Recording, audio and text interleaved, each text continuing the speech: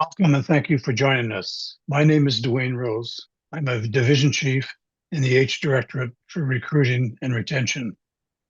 One of the ways we can help meet our objectives to get new members and retain current ones is to offer training that will support the knowledge that our HR team needs. That's why we are here. Today's training is on critical forms, including the 7035 change in membership status. We have a third additional presentation that will follow later this year on onboarding. For the purposes of delivery, we grouped the auxiliary districts into groups Eastern, Central, and Pacific. Perhaps you saw the recent change by the Coast Guard, where they have changed from numbering the districts to having names for them. And then there was also an auxiliary announcement, which sort of followed the same suit. So I think that'll be more user-friendly and more understandable for us. The numbers I always thought were a bit confusing. I would mention the reason that we're using YouTube is that some of our sessions have too many members to be able to use Zoom to support. And it can also get rather confusing when we have too many members, and it's nice seeing the people that are on the presentation, but the pictures of them get very small. But using YouTube, we've decided we can train more people in less time. We do regret that we don't have the interaction between the presenter and the participants that Zoom offers, but it's a trade-off I think is worthwhile. I'm hoping that there's a spot underneath the topic description for your YouTube where there's a link to a form that can use to submit questions. It seemed to be missing the last time, and I'm not sure if it's there on what you're viewing. If it's not there, you can email me directly for any questions or suggestions that you might have. I would mention that this presentation is being recorded, and the same link that you used to access the session tonight will take you to it later. And if that question form is there, you can also access that after the presentation. But again, at any time, you can email with any questions you have. So let's get started. Your presenter is Rio Anas. He's a branch chief in the H-Directorate in my division. He's also a division commander, a district staff officer for HR, staff officer for HR, and Flotilla staff officer for HR.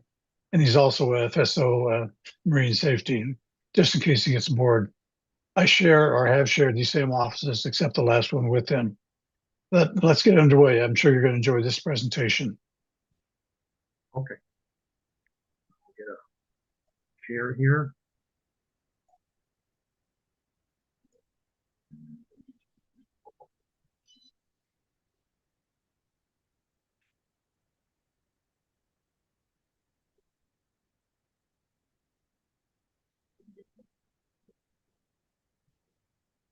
Okay, Dwayne, are you seeing that okay? Looks good. All right, great. Thank you everybody for attending tonight's session. As Dwayne said, this is our second in the series, and this is on the critical forms, which we know we're coming into that time of year for the 7035 and 7056 forms. But we'll also cover the change of member information on a 7028.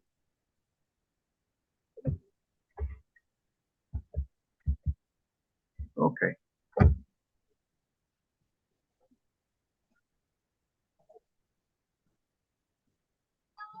There we go. All right, so processing critical forms to support the auxiliary and member needs. Does it matter? Well, yes, it absolutely does. We need to be able to do this, efficiently and accurately so that these changes can get made not only in a timely manner, but the best way that we can to assist the member. So, efficiently and correctly accomplishing, what's needed for the member and for the auxiliary. That works for us. We want to keep the member, interested in the auxiliary, and, the better that we can correctly, handle these situations, the more we're going to be able to retain members because they'll feel like they actually are valued. So the HR position is really one of the most valuable positions of all other bridge staff, since you are the lifeblood of the auxiliary. Without HR, there's no members. Our mission is really critical. We're there for our members from the beginning because we're handling that whole process of, the interaction with a new prospect and then the application and such. And then in the middle, they've gotten on board now, they've got their number, and we need to work through the training. And then to the end of their service, where maybe they've put in a lot of time and now they're ready to retire, or they've had some other reason that they need to discontinue. So much like the private sector HR, we assist our workers with almost all of their employment needs. And yes, we are the go-to people for members. They'll always ask us, how do I do this? Whatever that it is.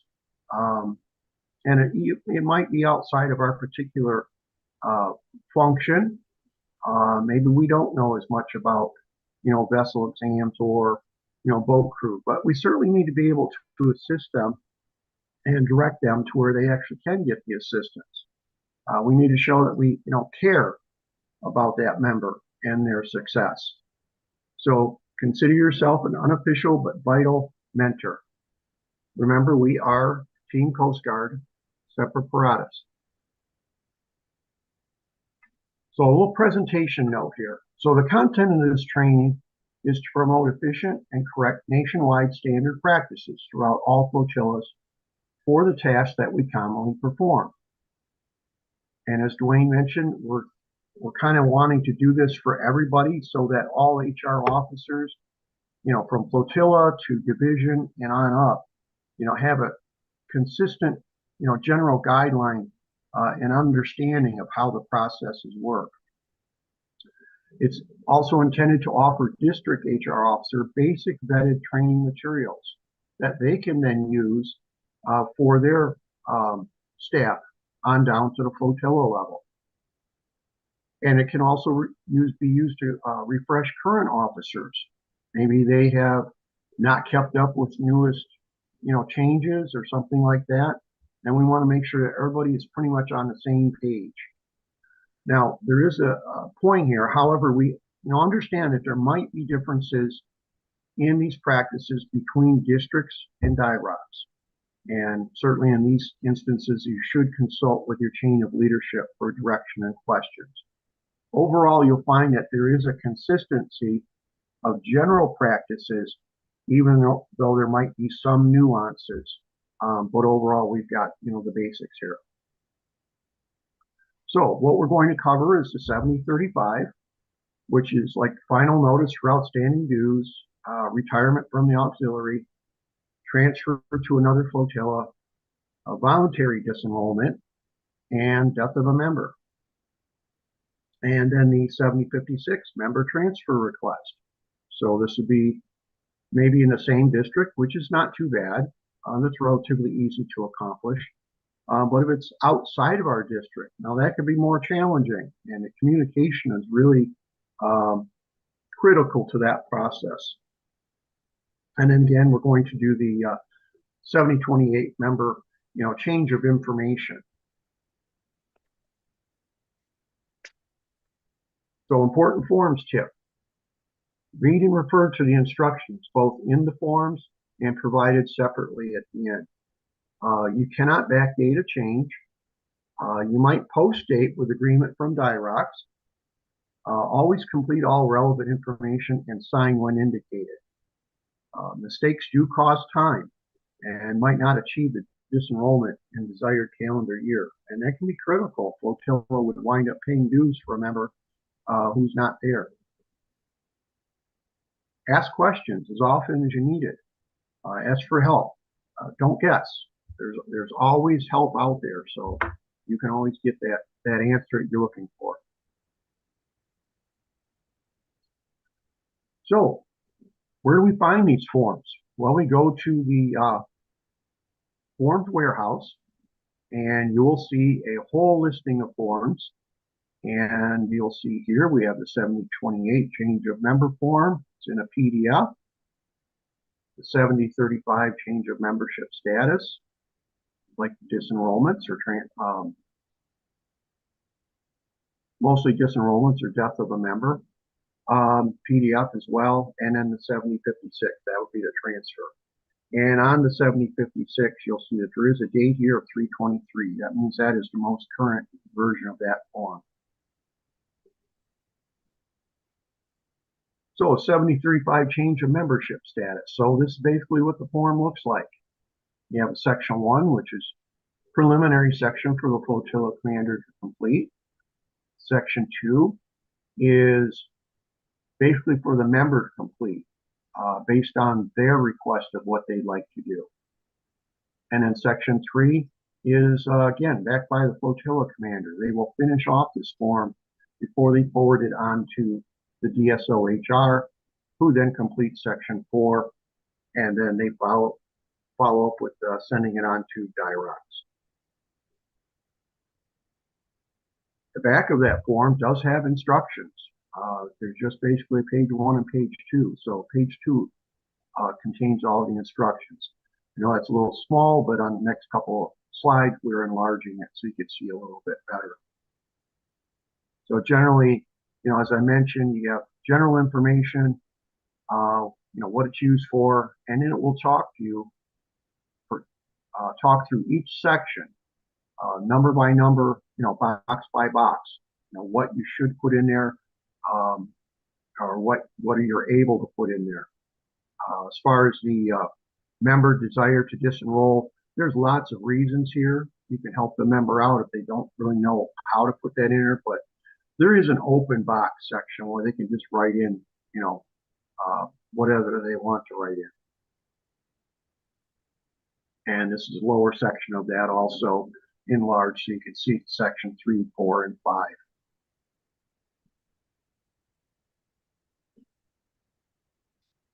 So you can see here on the 7035 form, we're currently working with September of 24. That's the newest version of this form.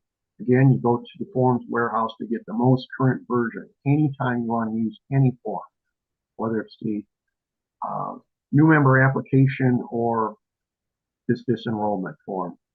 So basics on all forms will be the member's last name, first name, middle initial, and their member ID. So no matter what the issue is that you're working this form for, it will always have this at the top. If it's a dues issue and you've not had any contact whatsoever with this member, the flotilla commander needs to document contact attempts. The flotilla commander is to complete this the information regarding non-payment of dues, including year and amount. So that is something else that in this situation for dues, the flotilla commander will now add in the year and the amount of dues. So in this situation, it'll be for the year 2026. Your member's not responded at all. They're supposed to pay $50. You've not heard from them. So you need to fill this out and then always sign and date the 7035. That starts the clock on the 30-day notice to change.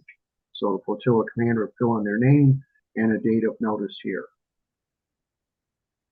If this is not a dues information, then you'll skip all this spot here except for the member's name and their member ID number. Does your district have a schedule for dues? It really should. And here's an example that we use in the 9th Central District. So we start sending bills, dues billing out to all members on August 1st. And then, within a month, those that haven't paid or responded, we have a follow-up. And then by 10/1, That's 2 months now. We've not heard from this person. We don't have any dues sent to us. We're now sending a letter as well as a 7035 form out to that member. So now they're getting it in the mail, where your previous contact attempts might have been email or phone call or text, something like that. Now they're getting something officially in the mail that says they need to pay the dues or their potential disroll. A month from that, so we're giving 30 days notice. Now we're up to November 1st, so we've not received any payment or no intentions to pay. This is now sent on to the DSO-HR. And 11/15, the DSO-HR will forward these on to DIR-HdS for disenrollment for non-payment of dues. And usually DIR-HdS will be working by December 1st to process these disenrollments. And so that person would then be off your rolls by the end of the year. If you delay in this action, it risks the flotilla having to pay members' dues for this person who's never responded, because you'll get billed from district for this person. The timeline only works if flotillas stay on schedule. Starting sooner is not a bad idea. Maybe even, into the January flotilla, or I'm sorry, July flotilla meeting, you can make a formal notice then that, the dues notices will be going out. So maybe some people will pay up front at that time. And do you consistently use a timeline if you have one? When you follow the dues timeline, you'll provide consistent process for all flotillas. So everybody's working on the same page. It's kind of that consistency. Communicates what has to happen and when. It ensures sufficient contact attempts are made. And it documents each step in contact. And it allows the 7035 to be processed before year end and appropriate members to be disenrolled. And it ensures flotilla is not charged for that member.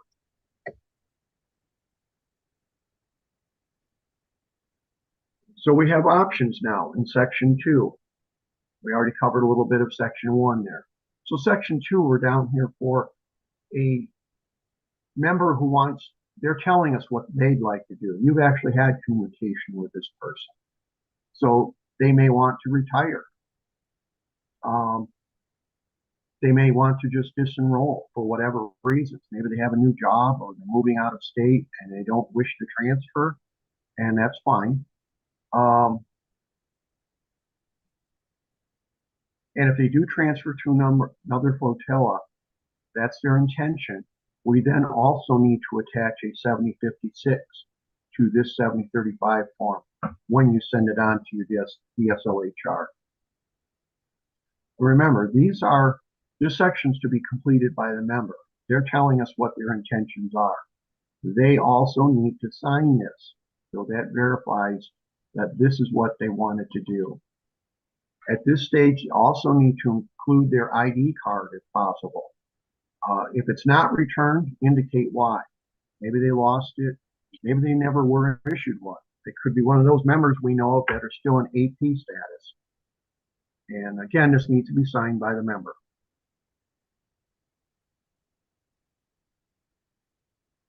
So, assuming this is retirement, qualified after 15 years of service. So before you forward this on as, flotilla commander, verify the date of enrollment.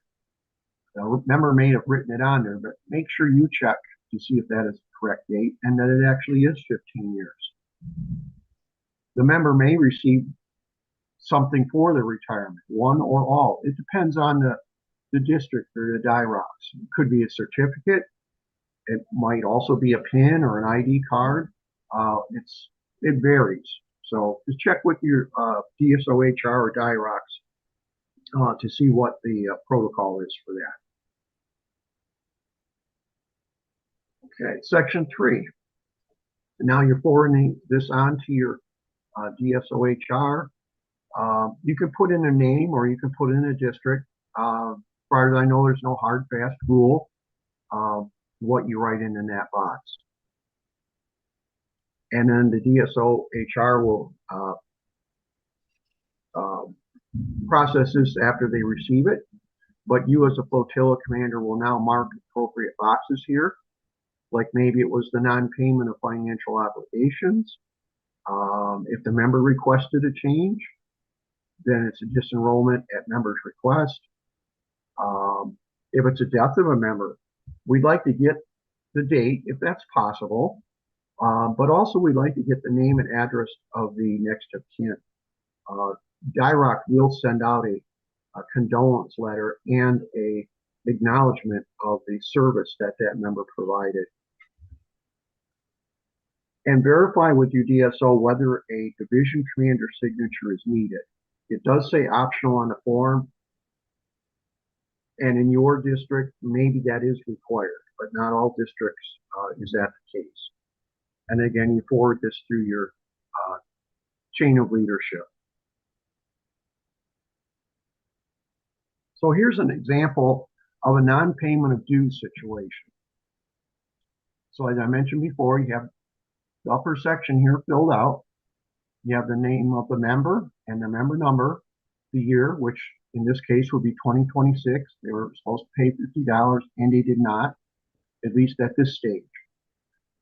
So here on October 1st, we are now sending this date of notice out. I also will send a copy of the email, which in our district, the initial notice of dues is an email sent out to all members with the instructions of how to forward the dues to the FSO finance officer. So I'll send that along with this. So if they have totally been out of communication and had no clue that dues were supposed to be collected, they now have this in writing and they have the instructions of how to submit the dues. So if that is the situation, we would skip section 2, except for the flotilla number.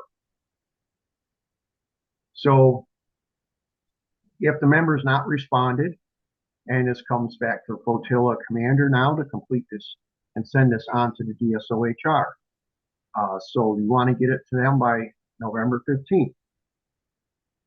So you fill in the DSO-HR, which you could use a district or you can use their name. The recommended disenrollment effective date, so that'd be 11/15. What I do in my district as the DSO-HR, I actually write in no response from all communications attempts, see email attached.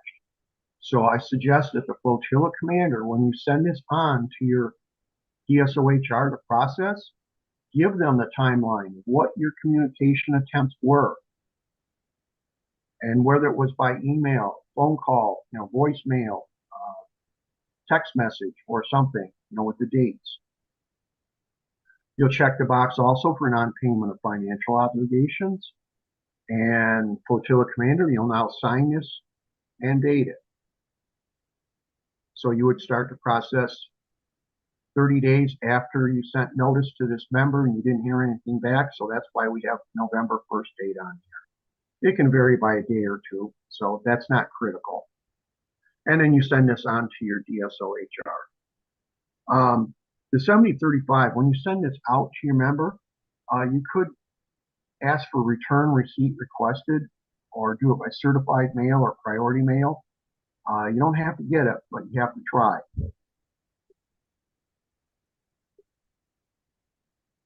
Here's a sample of a dues notice that is sent out by email to all members in a flotilla.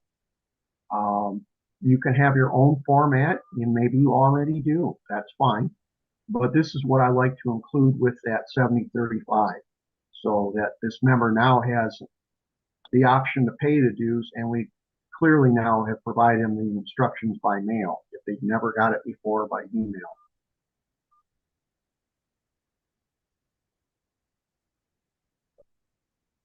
So now we have a situation here for a member who's actually requesting to disenroll.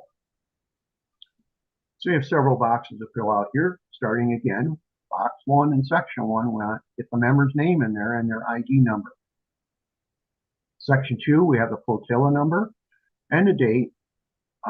It could be anywhere around this 11/1 date, assuming they just notified us because we're in a dues situation. But maybe they're just enrolling back in, June or April. It could be any date in there. So they'll need to check the box, I desire to disenroll and my reasons are, and they can write in anything you want in this open box. There are also drop downs on this PDF form. If you download it, the drop downs work real well. And there is one for job related. And then we have the box checking it for the ID card being enclosed. In this case, we have a note on here that says, the ID card was lost. So you can write anything in there you want if the ID card was not enclosed. And then a member, again, they need to sign this. So now you as the flotilla commander, and assuming I have some of those in the audience here, you will then finish this up with the district number or name, the effective disenrollment date, whatever that may be. Again, if it's early in the year, that's fine. Check the box, this is member's request. And then you'll sign this and send it on off to DSO-HR.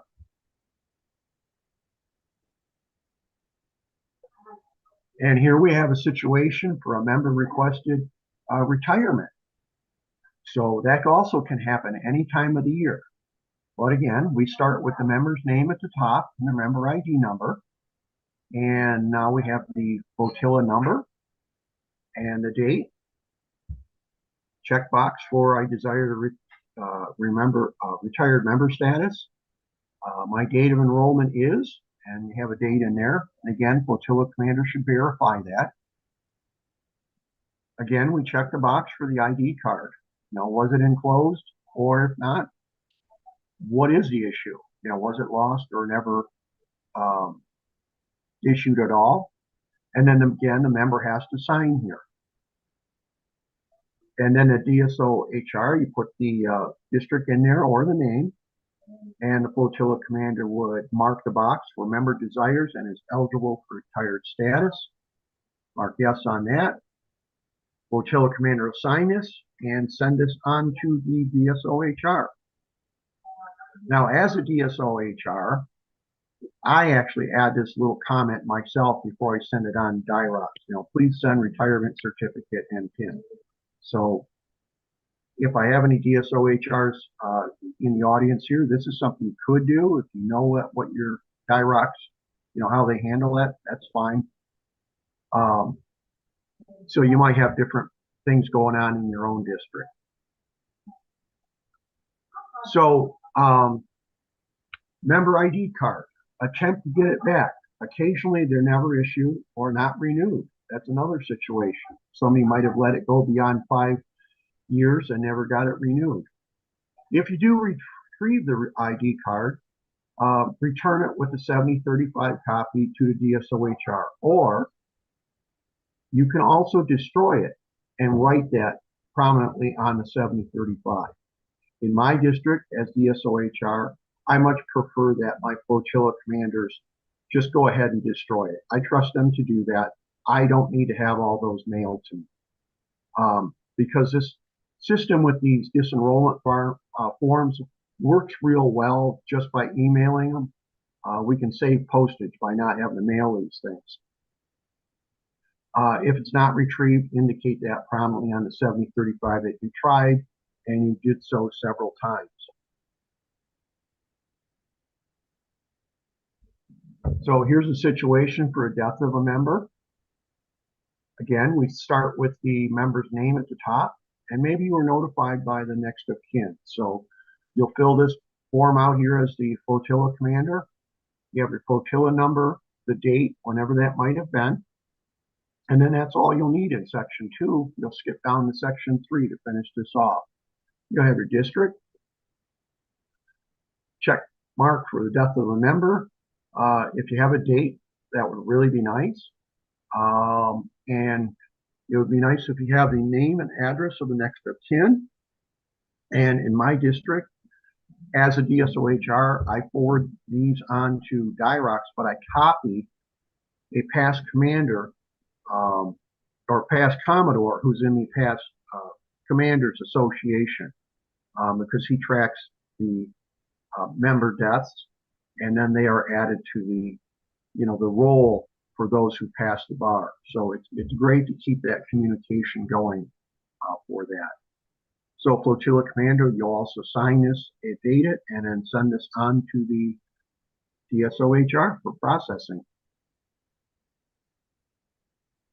So we have member transfer request situation.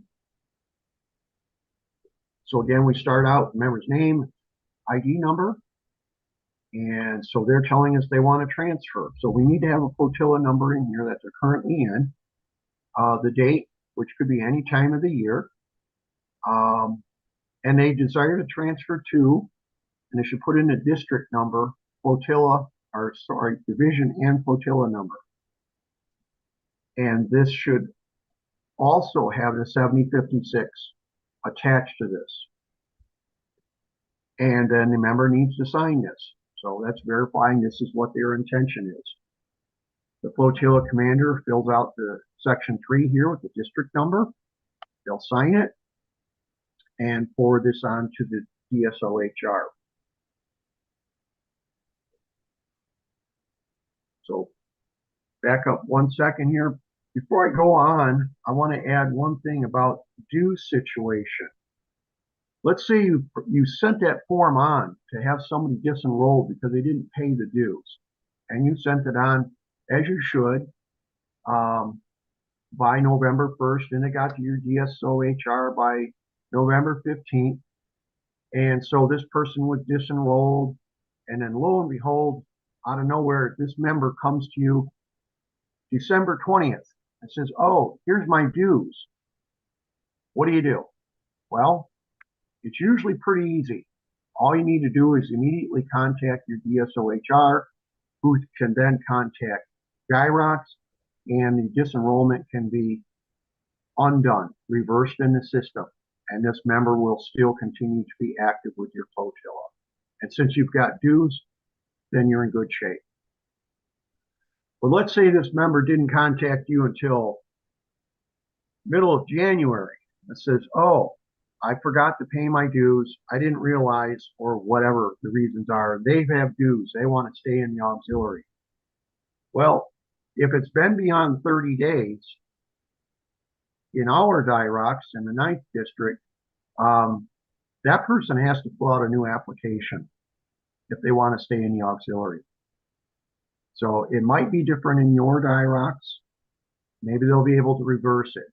But it's important to have that constant communication with your members, so we don't have somebody that's kind of sitting out there and you don't hear from them for several months and all of a sudden they pop up out of nowhere and cause you kind of an inconvenience here to undo a disenrollment because of their lack of communication.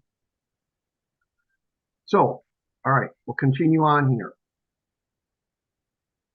A member transfer request. So we go to the forms warehouse, and you'll see the most current form here is the March of 23.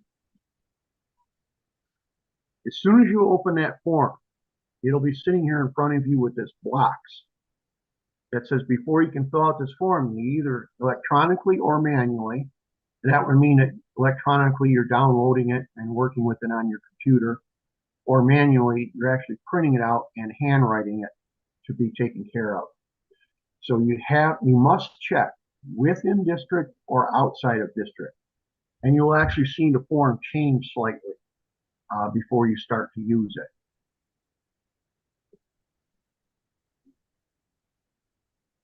Okay, now the member transfer form also has instructions, and it has quite a few pages of instructions.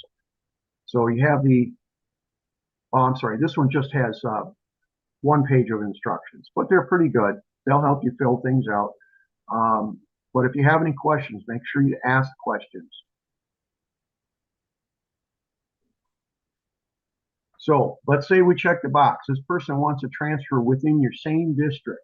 And like I said, that is usually a pretty easy process. So we have a member's name and their member ID number.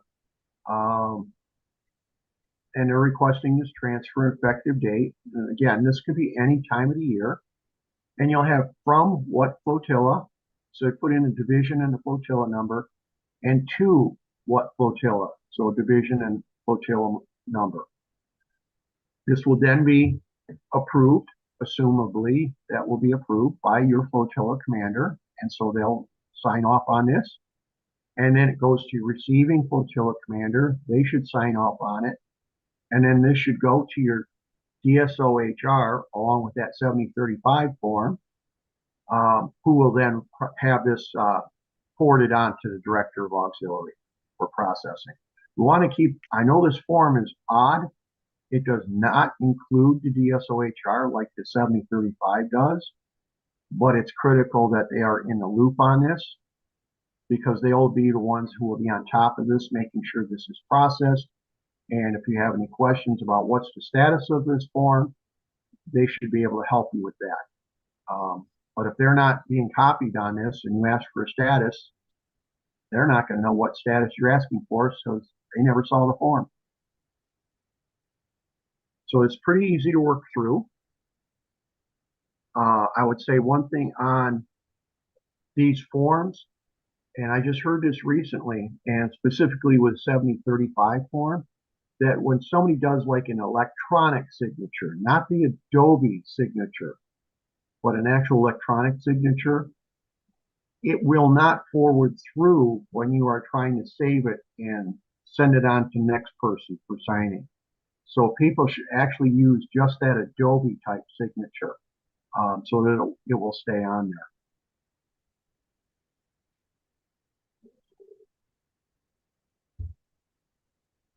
So we have a situation here. I filled one out just like we're doing an in-district transfer. So we have the member's name, their signature. They're verifying this is what they want to do, their member number, the date of their signature, and the date of effective date of the transfer. From what flotilla and to what flotilla. Again, route this with a 7035 to your DSO-HR. Your flotilla commander's name here, their signature verifying this, and the date, and their, let's assume they're approving this, so we'll check that box. Again, I made my note here that my recommendation is to route this to your DSO-HR, who manages the approval and signature of receiving flotilla and then sends it on to DIR-HdS. And I recommend this as a DSO-HR because the flotilla commander now, yes, they could send it on to receiving flotilla commander, but now the burden is on them to follow up with that commander to make sure that it is signed, and then it was sent on to the DSO-HR. I would personally like to relieve my flotilla commanders of that burden. I would like to have them send it to me once they've signed it. I will then get it on to the receiving flotilla commander and make sure things are done. They've got a lot to do with running a flotilla, so if I can help make their job easier, that's what I'd like to do. So now we have a sample of an out-district transfer. Again, we have the member's name. They have to sign it, their member number, the date of their signature, the effective date. Again, that can be any time of the year. And now here's something that changes on its form with us when it is an outside of the district transfer. You have from a flotilla, so it's division flotilla, then the district number, then to the flotilla, division flotilla number, and then the other district that they're going to. It also adds on here, as the member, I can be contacted and with their phone number and their email address. So if there's any questions during the process, they can be contacted on this directly. Flotilla commander will sign off on this. And again, I like it to be routed through the DSO-HR, but you might do things differently in your own district. But you should include that 7035. And as you can see here on the arrow flow on this, it is really kind of a back and forth like a ping pong game. So it goes from the current flotilla commander to the receiving flotilla commander, back to the current director of auxiliary, who then manages it through the receiving director of auxiliary. So in this actual flow, without help, that receiving flotilla commander may not have the contact information for the director of auxiliary. In this case, District 054.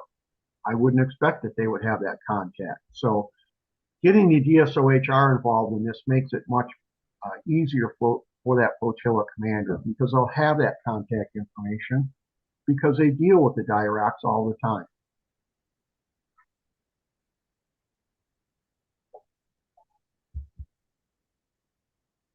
So we're on to the 7028 member profile change.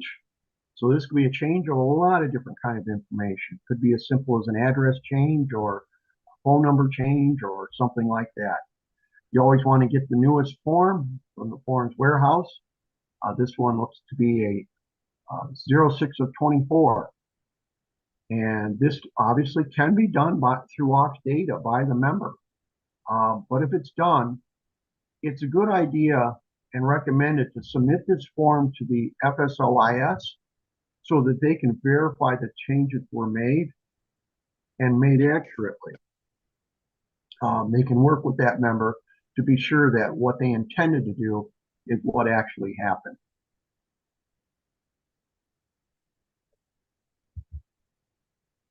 There are instructions on the back of this form. This is several pages long, 5 pages, I believe.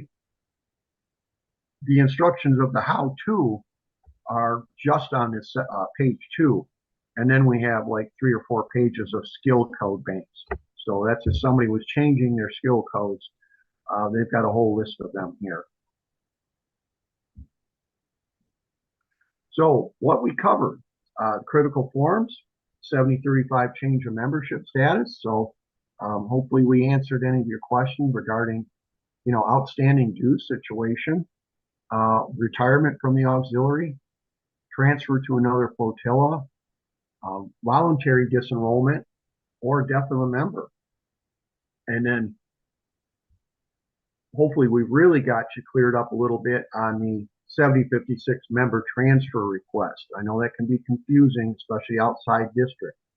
But we covered both the in and the out, and hopefully that will be clearer to you now. And then the 7028 member change of information form.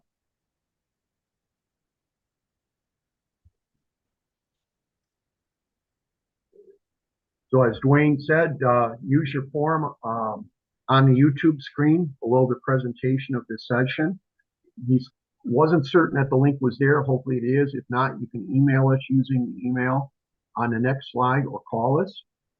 And we also welcome your thoughts, ideas, and suggestions. And remember to credit your time on this. This is a training session, so put this on your 7029 or an AUX data too using the 99D code. Dwayne, you have final comments here? Yeah, I do have just a couple of things.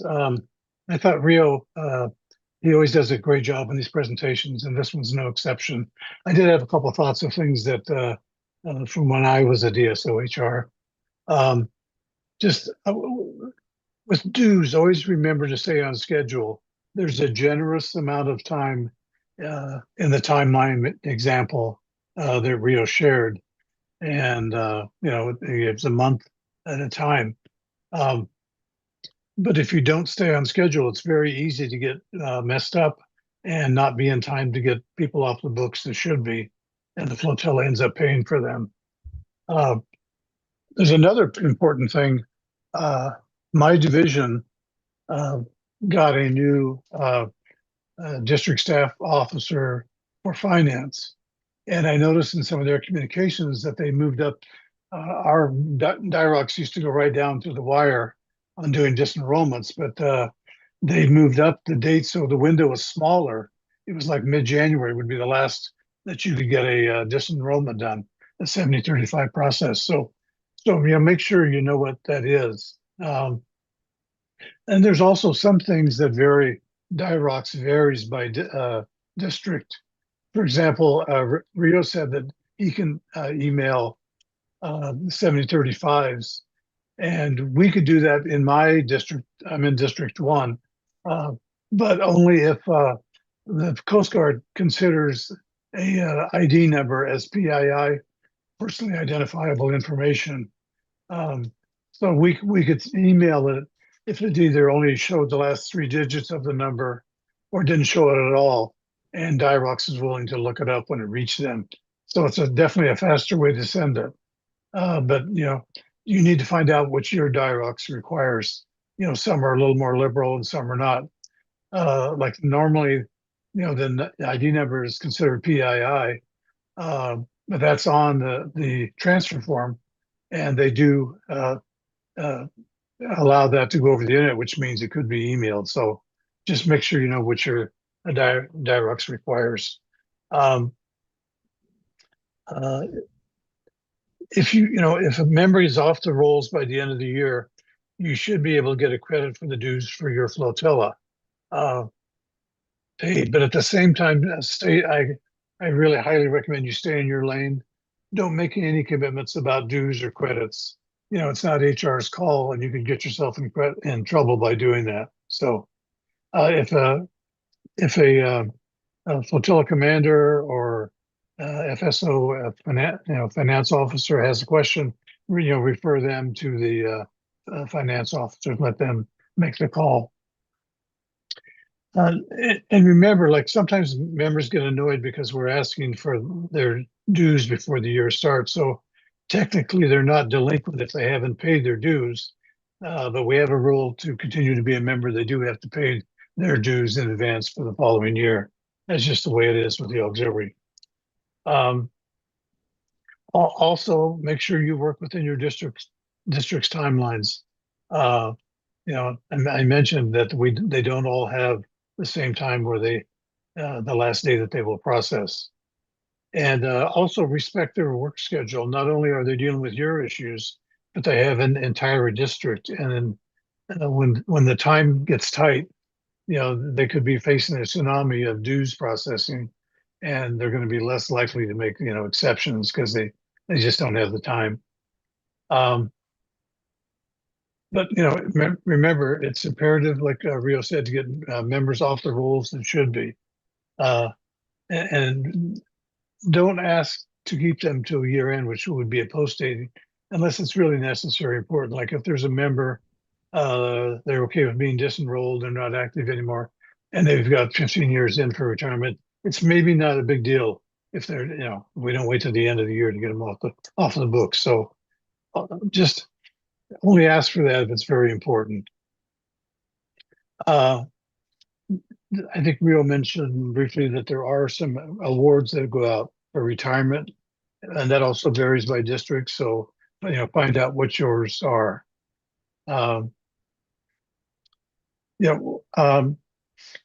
We, as the Coast Guard Auxiliary, we offer a value proposition, like the things that we offer in terms of recognition or satisfaction to a member needs to be important enough, for them to join us. One thing I've been lobbying for, and I